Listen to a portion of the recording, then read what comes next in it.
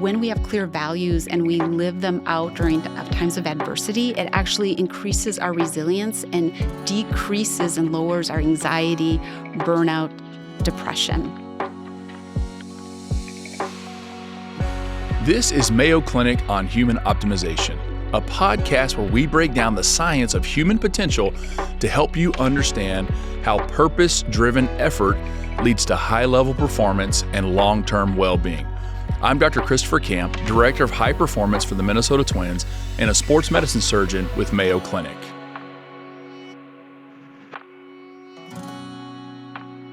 Life offers plenty of nice, concrete, mostly attainable goals for us to chase and boxes to check. Good job, life partner, maybe a house, maybe kids. But that's also the classic recipe for a midlife crisis. You work your butt off to get a bunch of those boxes checked, only to find yourself exhausted and unfulfilled, or wondering, now what? So, how do we ground our goals to make sure we're putting our energy into things that really matter?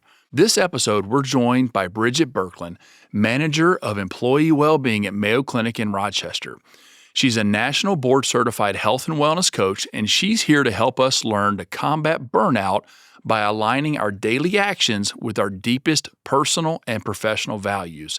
The three big questions we have for her today are, number one, what are personal values and what role do they play in our daily lives? Number two, why do so many of us struggle to define our values and put them into action? And then in our third section, we'll get into some solutions when we ask, what practical steps can we take to clearly articulate our values and then use them to drive meaning and inform behavior in our lives?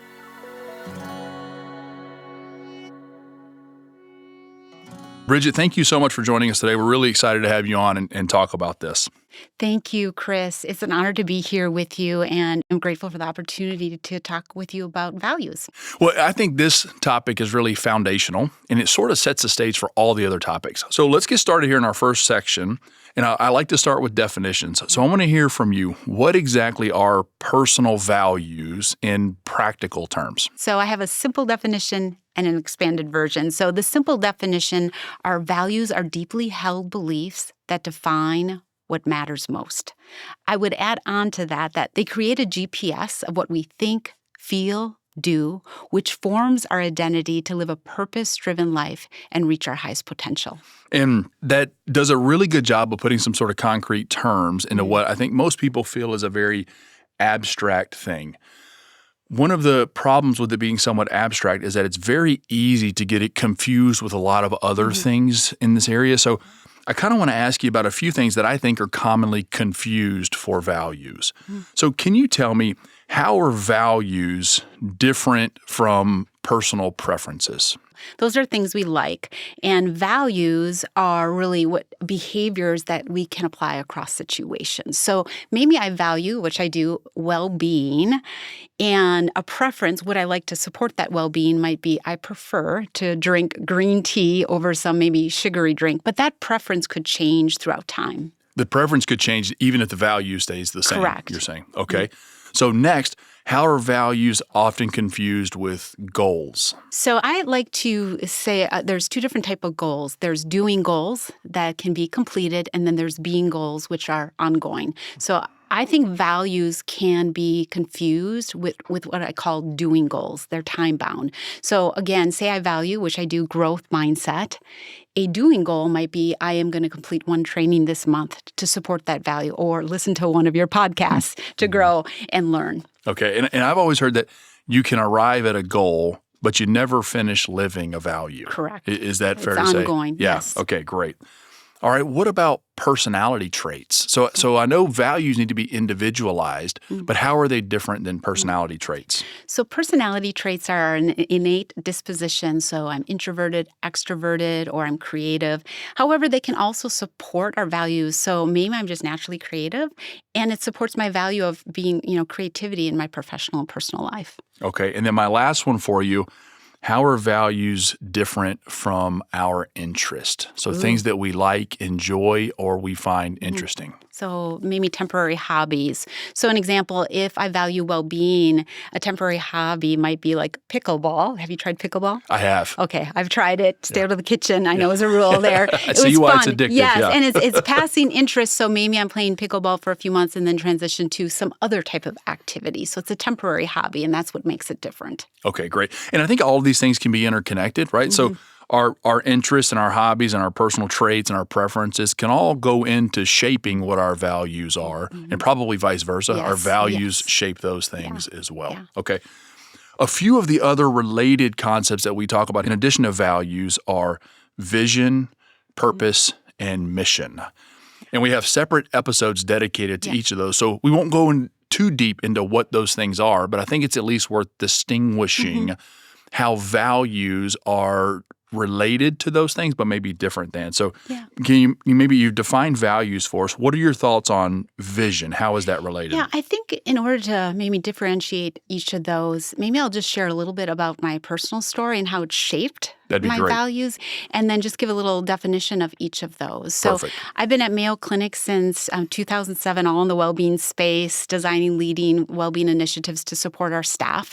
And then in November of 2017, I say winter in Minnesota, cold, my husband was struggling to catch his breath, so we just simply thought he had a respiratory bug. And through a series of medical appointments, our lives literally went from normal to not so normal when he was diagnosed with stage 4 melanoma. And he had tumors throughout his lung area, making it difficult to breathe, but also tumors throughout his body, and it even had metastasized to his brain. And so that cancer diagnosis literally catapulted us into the patient care world, where I got to see firsthand the compassionate, excellent care given to patients like my husband, which have formed my core values as well. In November of 2017, transparently, he was only given about 3 months to live. However, I would say due to many answers to prayers and the compassionate, excellent care at Mayo Clinic, instead of 3 months, he actually lived 3 years and 8 months. And so each day past that 3-month mark was just a tremendous gift to our family. There were family members, friends, strangers who helped out our family. And so I have tremendous gratitude for all of them. And so really I have like this fuel of gratitude to just want to give back to Mayo Clinic and the people around me. And so that ties into the definition of purpose. Purpose is the fuel. Why do I do what I do? For me, is as an expression of my gratitude, I support people through compassionate and excellent care. Okay, so that is my fuel. I just want to give back. Then we think about vision. That's the destination. What future do I want to help create? And it's not about just me individually making that vision. It's a collective, but I'm going to do my part. So an example of a future vision might be a compassionate culture where people feel valued, supported, and able to flourish. And then the mission is the how, the daily actions. What daily actions do I need to take to accomplish that vision? So an example might be to support people through compassionate interactions, evidence-based initiatives, and servant leadership. So that is the how to build that compassionate culture, to make people feel valued and supported. So if I had to define the differentiation, so values is the GPS, it guides our behaviors. Purpose is the fuel. Why do I do what I do? Vision is the destination. What future do I hope to create? And then mission, daily actions. What daily actions do I take to accomplish that vision? Okay. So that's an incredible summary, and what an unbelievable story and what you've been through. And I can't imagine how challenging that must have been for you. And it does seem that so often our values are either tested or solidified or maybe originate or developed when we have to go through difficult times, whether that's medical challenges or life challenges or stress or anything like that. Oftentimes that can really be a time that helps us figure out who we are, what's important to us, what we want to do, why we're here, all of those different things. So what are some of the other key qualities that you think well thought out and well articulated values will embody? I would say 4 qualities: authentic, aligned, actionable, and then also they serve as anchors. So I'll just break those down. So authentic, are they personal to you? Do they resonate with you? So I enjoy coaching others, and I was meeting with an individual I'll just call Julie, and Julie had a very busy clinical schedule. And during her free time, she wanted to devote time to her family. And yet she was feeling this tension because colleagues were in their free time doing research and publishing papers. And so Julie, felt this kind of guilt and anxiety. She wasn't focused on that during her family time. And so I just asked Julie, what matters to you most during your free time? And she's like, it's time with my family. And so really making that an authentic goal. I say comparison robs us of contentment. So do the best version of you. And so she just let that, professional growth, just paused it during that season of raising her kids. So make sure it's authentic. The next I would say is actionable. I like to look at my values and then how can I create what I call a being goal to live out that value. So for example, for me, a growth mindset is a value. And I love brainstorming, I love learning, and an observation about myself. If I'm having a conversation, say about changes that need to happen, I can feel my amygdala fire, like fear. And yet I still want to live out that value of a growth mindset. So a little being statement I can say to myself is I practice my value of a growth mindset by being open to others' ideas and committed to learning. And I'll even check my body posture. Are my arms open during this conversation? Because I know great things can happen through brainstorming and change. So that's another quality is, are your values actionable? Third, I would say aligned. Are they aligned with your purpose, mission, and vision? And then fourth, I would say anchors. Is it serving as an anchor? So in the middle of all the changes you might be experiencing, are your values anchoring you to guide you through what you think, feel, and do? There's a lot in there. I think a lot of that is going to be challenging for us to do as people. It's going to take a lot of introspection for us to really figure out who we are and sort through this. You're going to tell us how to do that in the third section, so I'm excited to hear that.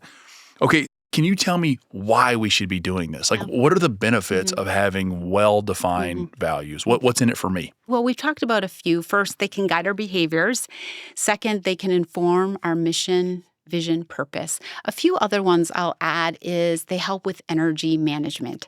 We all have just so much time. And so I have a little saying, there is good and there's best. So for example, I was invited to join a committee, good opportunity. However, as I looked at my values and my other commitments to other committees and projects, I just realized it would not be best for me to say yes. And so I declined, saying now is not the best time, check back with me in the future. And that way I can devote my energy to focusing on what is best versus just the good. So it helps with energy management.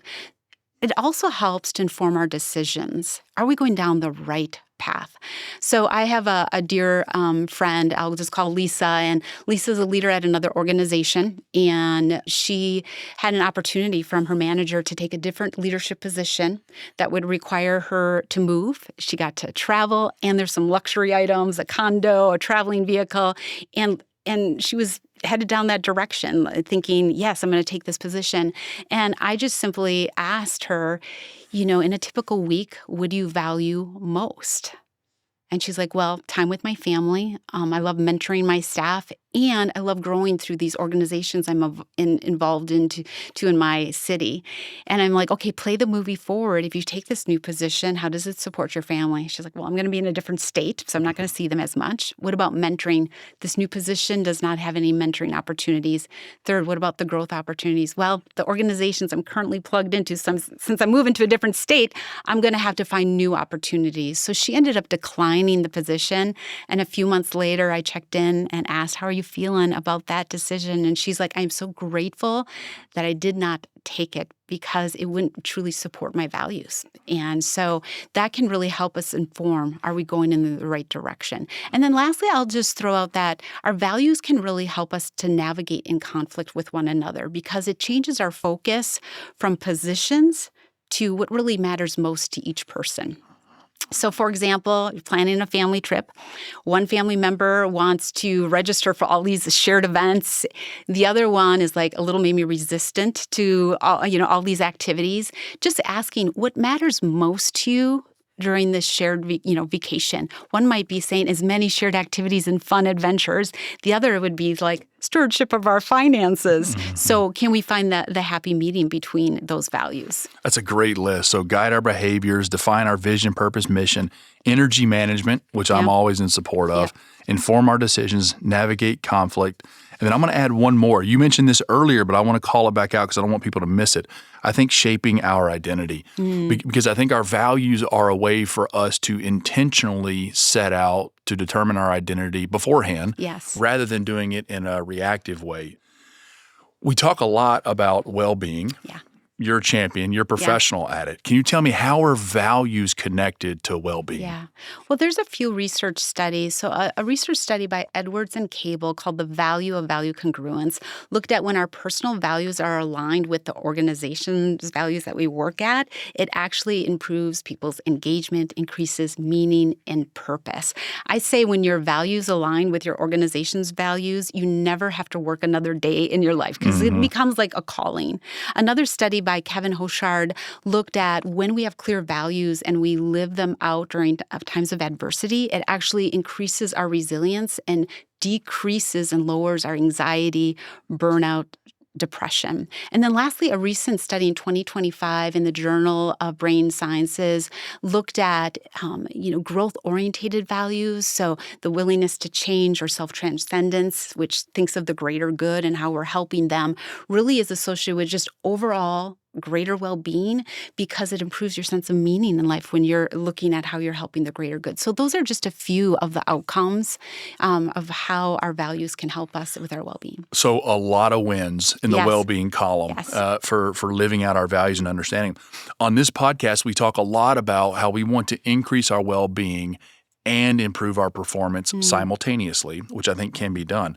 So we know that knowing our values can improve our well-being. Now let's talk about performance. How do understanding and living out our values improve our performance? So in a study by Sheldon and Elliott, they looked at how values-aligned goals or self-congruent goals can really help us in those areas of giving us greater grit and motivation to persevere, which helps with a higher rate of goal achievement. And then it also improved greater overall well-being and life satisfaction. Also important to note that just accomplishing goals does not necessarily improve our well-being unless the goals are aligned with our values. And as a wellness coach, I really like helping individuals to look at their goals and how it supports their overall values. So, for instance, I was working with an individual called David who was really, his value was his physical health. And he set a goal of running 2 times a week for 2 miles. And I said, David, if you complete that running goal, what values are you supporting? And he's like, well, my value of shared experiences with my kids. I want to be the type of parent who can run up the steps to the top of the water slide and go down with them versus being winded or waiting at the bottom. And I value being a healthy role model to my kids. So if I can complete these running goals, I'm serving as a healthy role model. So really in the goal space, you're saying that understanding our values and living them out will not only help us achieve those goals, but it'll help us make sure that we are aiming for the right goals, right? So it's we'll have better goals and we will be more likely to achieve them. Yes. Both of which are wins. Yeah. Okay. So I would suggest when you are setting goals, just ask yourself, well, what values am I supporting by completing this goal?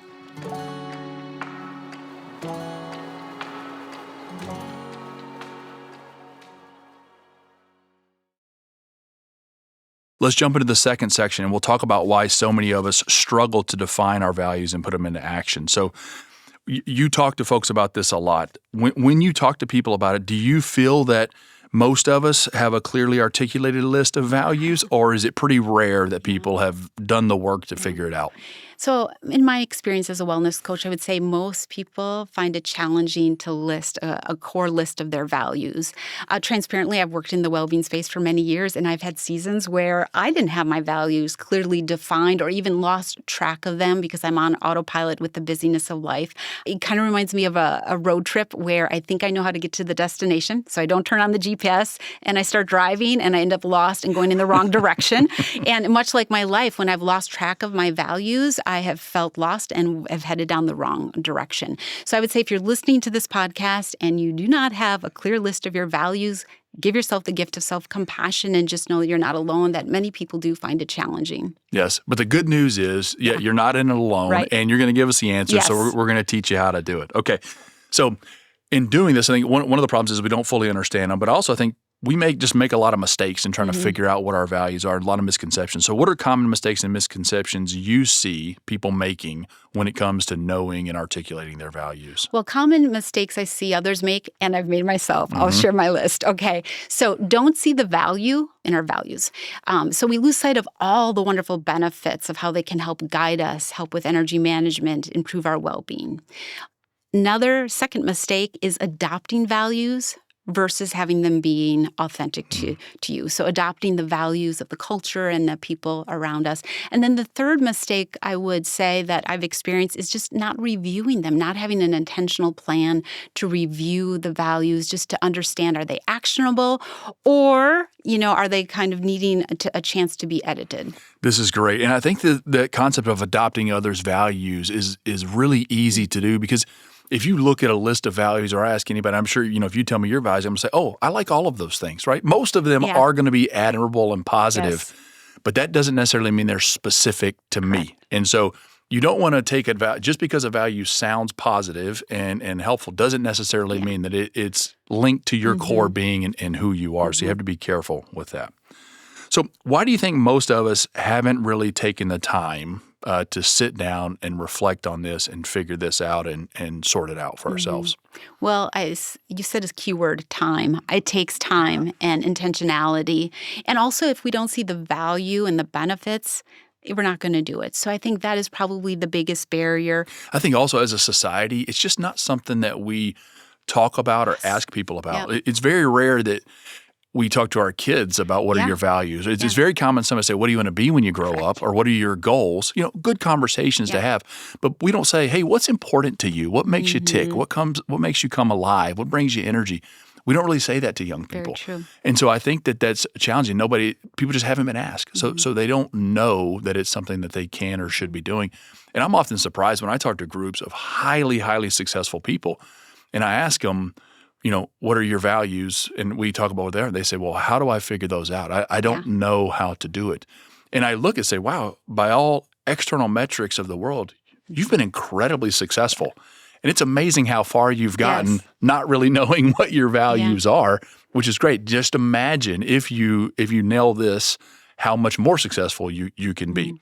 Another question for you. How do people confuse aspirational values that sound great with the actual lived values that we should be living and experiencing? And what I'm getting at with that is sometimes can our values be too aspirational or can my standards for myself be a little too high? Do I need to set a low bar with my values so that I have a better chance of actually achieving them? Yeah.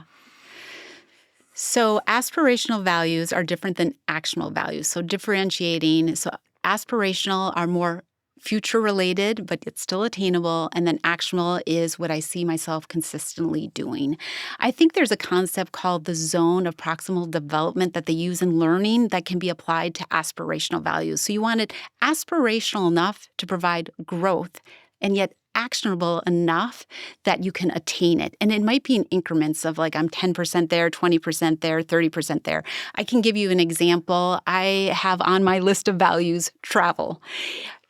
So I want to travel, being an explorer of, new states and countries. And yet, if I check in with myself of where I've traveled lately, it's usually like I've traveled to work, the grocery store, the health club, and maybe some family events. So that's the extent of my travel. However, if I look at where have I traveled in, say, the past few months, I've definitely traveled more in the past few months than I have the last couple of years. And so I'm moving in that direction of increments. So that is the difference between aspirational and actionable. I'm not there quite yet. And then it's also good to just observe that maybe it's not even aspirational. It's not in your zone. It's just unattainable and to take that off of your list. As we're talking about determining our values, we're obviously going to have multiple values. One of the things I worry about is anytime we're doing something that has multiple components to it is can those components start to compete with one another? So, for instance, if I have one value that says family is very important to me, I'm going to spend a lot of time with them. My next value is professional success, and I spend a lot of time at work. Okay, some people may say, wait a minute, those two things are going to compete. Yes. So how can I look across my values and set them up so that they don't create that inner tension and confusion for me? Yeah. So this is common. I see this with individuals, especially with that work-life balance. It's because both values seem right, and yet it creates this tension because, say, you're investing in your family, but your mind is thinking about work and you're feeling anxious, or then you decide to work in the evening and you're feeling a sense of loss because you're not with your family. So there's this inner tension. I worked with an individual who, we devised a solution, and one of the solutions was changing the narrative that I can achieve and live out both values, just not at the same time. Not at the same time. And the second solution was to create some protected time. So for this individual, what they did is made from like 5 to 8 was family time. And when the kids went to bed, dedicated from 8 to 9 as dedicated work time. So thinking about solutions that work for you, like how can you attain both values, just maybe not necessarily at the same time? And what does that look like? So if we're starting to feel that tension or pull in our lives between our values, then that's a great tip or strategy to say, okay, how can I keep these things? Maybe scale one or both of them back a little bit. How can I schedule them so that they're not directly battling with each other all the time? Right. Or adjust them, make them more Correct. specific or more aligned with one another. Yeah.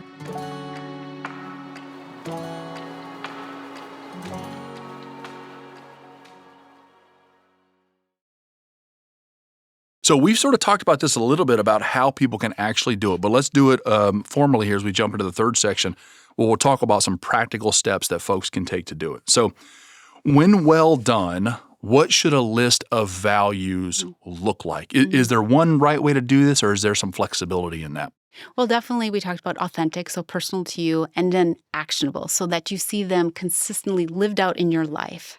And a short list, so recommendations between maybe 3 and 7, short, concise words.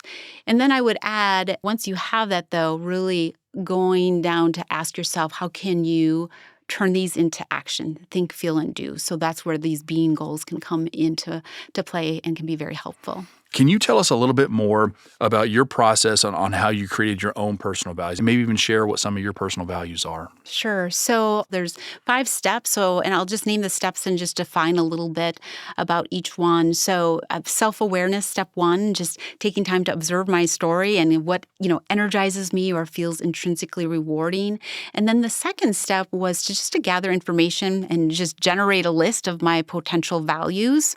So there's a variety of ways you can gather information. Here's a few sources I have found helpful. There's some free online assessments to take a values questionnaire.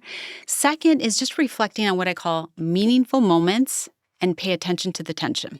So meaningful moments are those moments with maybe family members who have shaped you, groups, so sports teams, faith communities, our workplace, just looking at all of those values, which ones really resonate with you and putting them on the list, along with meaningful experiences, as I mentioned, my husband's cancer journey, and adding those to the list. Then paying attention to the tension. So those are those moments where it's just a little unsettling. I don't know if you've ever had experience, and a few days later, I'm like, that's still bothering me. Just observing maybe what values were not lived out in that situation. Add those to your list. We can also gather information from feedback from family members, friends, look at your performance reviews. What were some of the key, values or themes that you saw, and place those on the list. So just generating a list, and maybe you have 15 to 20 values on that draft. And I like that you said meaningful experiences. So this is not necessarily just positive experiences or just negative experiences. We talked about sometimes both positive or negative experiences can really reveal a lot about who we are. So you maybe want to look for both of those. Yes. When are some of the times that I felt the greatest and most alive? Or when are some of the times I was most frustrated or annoyed at other people or suffering due to tragedy, whatever. So kind of look at both of those. And then from there, step 3 was to create these being goals. How am I going to live this out? So, for example, I practice my value of a growth mindset by being open to others' ideas and committed to learning. That's a tangible action. So we're in a meeting and all of a sudden you start brainstorming. I can remind myself, just be open to ideas, committed to learning in this moment. From those being goals, step 4 is to test it and edit it. So live a few weeks and then go back to that list and just ask, have I consistently lived out this value, whatever it is? It's hope. Yes, I have. Or if you haven't, then just ask yourself, is this more aspirational? It's a stretch value, it's within reach, or is it just unattainable and it needs to be taken off the list? And then the step 5 is review and reiterate. And transparently, I've struggled with this. So just placing it, have what I call environmental cues. Where do you see your values in a typical day? Are they on your phone or your computer screen, on a Post-it note? And then reviewing them. Set a cadence that works for you. So is it weekly? Is it monthly? Is it a few times a year? I have found even just making an appointment with a friend to go through them holds me accountable to go through, and then just reflecting, have I consistently lived out this value? Yes or no? If no, what is one small step I need to take to bring myself into realignment so I don't get way off track? Or do I need to reiterate and edit this value, pause it? Maybe it's more aspirational or it's just unattainable. I have found for me personally, I've been doing this for a few years, early on, I needed to do that reviewing and reiterating very often. Yes. And sometimes it felt like even weekly. I was trying to scratch it out and redo it and, rip the sheet off and rewrite. And then as I go and they become more solid, that I have to do less editing, that they seem to be more consistent. But I probably need to do more reminding because I stay busy. And so I need, that's right, you got to keep staying grounded in that. And also just to connect those values to the work I'm actually doing to give it the meaning. So I would encourage folks, revisit them often. So that has been my process. So for example, one of my core values is well-being. And so I have some being goals for me personally and for my family, but also on how do I contribute well-being to those around me. So I have a being goal around that I practice my value of well-being by being a wellness coach who leads initiatives to support people to thrive. That's something that's tangible. On a typical week, I can check, have I led any initiatives? If so, yes, it has helped me to just really check in and keep my energy focused on living out that value to help others. As you go through this process of determining your own values and refining your own values, what does it teach you about yourself? Well, it has taught me that I can get easily distracted, right? Right. There's many good opportunities out there. So it really helps me to have a clear, focus on where I want to spend my energy to live a purpose-driven life, and what do I want to be known for? It shapes my identity. One of the things that I really learned about myself in doing this, and I went through the same process that I did it myself probably 4 or 5 years ago and wrote out my list, was that initially I felt sort of lost. Like I didn't know what it was. But then as I started asking the questions, I realized all of the answers were in there. They were in there somewhere. I just wasn't asking the right questions to bring them out. Yeah.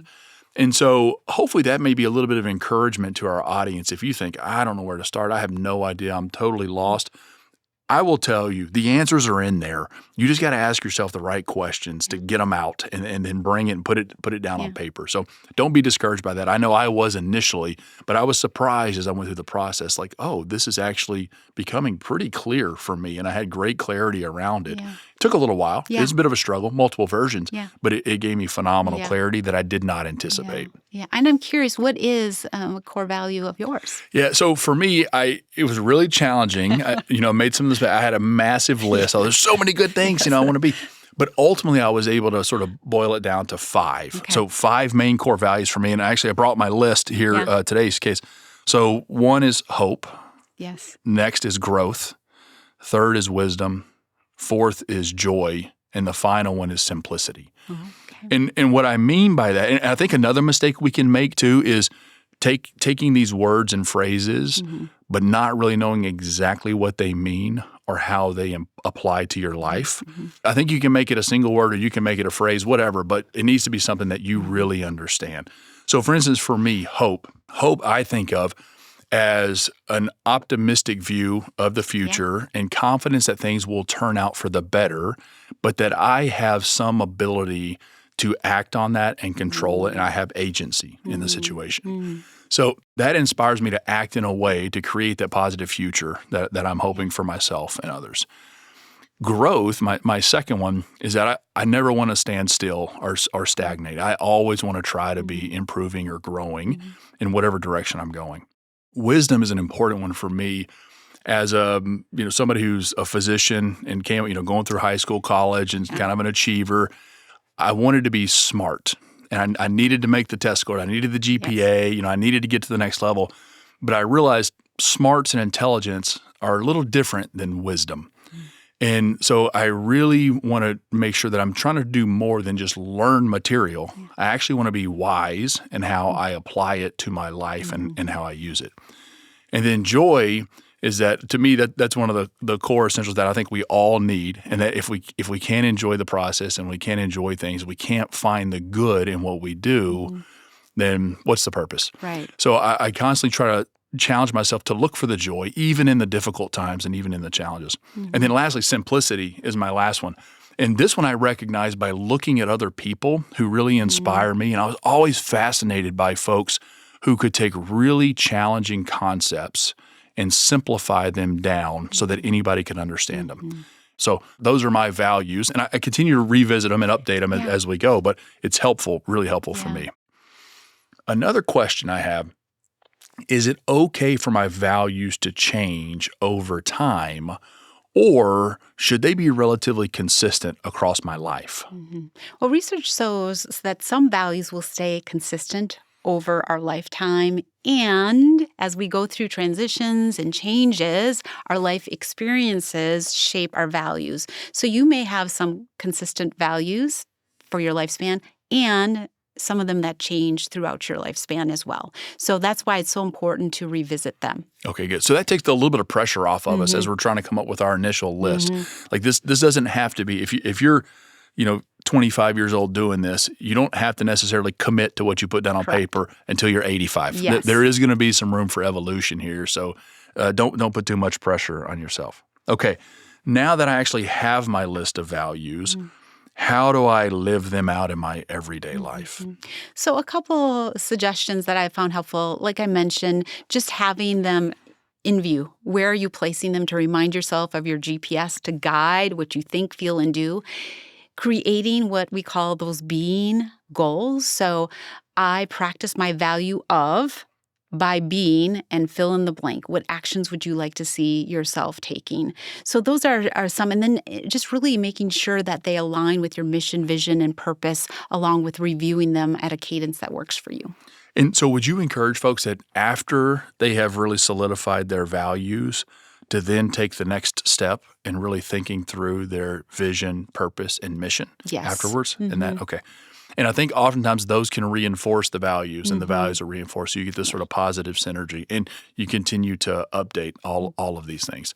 Some other advice that somebody gave me once that I think was really helpful when you're trying to assess whether or not you're living out your values would be to look at how your time is being spent. Yes. Audit your calendar and see what you're doing. And is the time that you're designated to different things, does that align with your values? Excellent feedback. And another tip that I'd never thought about but makes really sense is to analyze your spending as well to see are you putting your money where your values lie? That's great feedback. Which I think can be really challenging for a lot of us. Okay, once I do this, how do you think my life will start to change? You mentioned a bunch of positive benefits earlier. Am I going to start seeing those immediately, or do those sort of slowly play out over time? What can I expect? What should I be looking for? Well, definitely you may experience some immediate benefits of just having clarity. We all know what it feels like to be lost when you're driving, right? So just to have clarity on these are my core values can help with so many, different decisions we have to make in life. Where are we going to spend our energy, inform our decisions? We talked about they can inform our mission, vision, and purpose as well. In addition, just thinking about how you can use those values to help you navigate through conversations and identifying, what matters to you most in this conversation. So just thinking about how our values really are role modeling and just this shared experience of our values can help us just feel a greater sense of connection with one another as well and improve our relationships. That's wonderful, Bridget. Thank you so much. So as we've been talking, I've been taking a lot of notes here. I'd like to take a quick minute to recap those if we can. So here's what I've learned today. Your definition of values is deeply held beliefs that define what matter most, and they influence how we think, feel, and what we do, which ultimately shapes our identity. We talked about how values are really sort of the foundation for us to later set up what are our vision, purpose, and mission. And vision is what future do you want to create? Your purpose is your why, and the mission is what you're actually going to do. All of those need to be founded on your values. We talked about good qualities and value, so they should be number 1, authentic, number 2, actionable, number 3, aligned with who you are, and number 4, well anchored. Good value should be aspirational enough to provide some growth, but actionable enough that you can actually attain it. Some of the common benefits of having well-articulated and lived-out values are that they guide your behaviors, they'll define your vision, mission, and purpose, they help with energy management, they inform decisions, help you navigate conflict, help shape your identity, they increase well-being and increase performance and goal achievement, and also help you better define those goals. And then you outline 5 great steps for us in trying to determine our values. Step number 1 is self-awareness. Step number 2 is gather info and generate a list. Step number 3 is create your being goals, which is the action part of those values. Number 4, test and edit. Number 5, review and reiterate. And we talked about how you should give yourself permission to edit liberally, very aggressively, and keep revisiting them so that they stay top of mind. Typically, we should aim to have somewhere between 3 to 7 values. You want to make sure that they're short and concise and that you really understand them. They can be a single word or a small phrase, but just make sure that you really understand it very well and have the ability to live it out. And remember, if you're struggling to do this, you have all of the answers inside of you. You just have to make sure you're asking the right questions, and you gave us a bunch of questions that we can use. So that's my summary, and I'll let you wrap us up here. What do you think is the most important thing you want people to take away from our discussion today? Yeah, well, the lesson I learned that I would share with everyone is that there's real value in knowing our values because they create a GPS which forms our identity to live a purpose-driven life, reach our highest potential, support our well-being, and give our best back to this world. It's fantastic. All right, we always like to end with a challenge or a call to action. Yes. You set us up well when you gave us the steps. Step number 1 is self-awareness. I'm hoping a lot of our audience has done that. We've had sessions dedicated specifically to self-awareness. So if you haven't seen those, go check out those past episodes. Now I want you to do the second step, which is gather the info and generate a list. And you gave a lot of great examples that there's online tools you can do. You can, search to generate a list, ask other friends, think about experiences in the past that have been very positive or maybe very negative for you. So put that initial list together, put it down on paper, and then you can follow through with the remainder of the steps. Bridget, it's been a great discussion. Thank you so much for joining us. Yeah, thank you for this opportunity, Chris.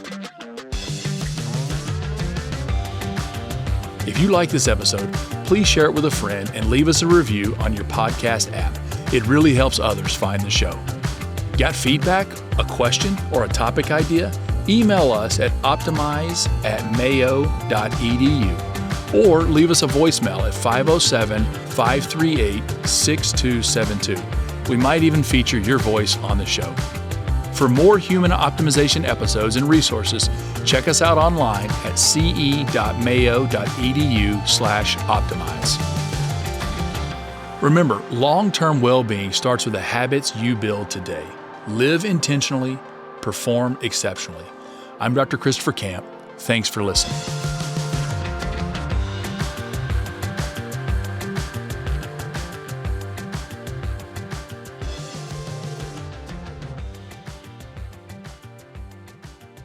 This podcast is for informational purposes only and should not be relied upon as medical or legal advice.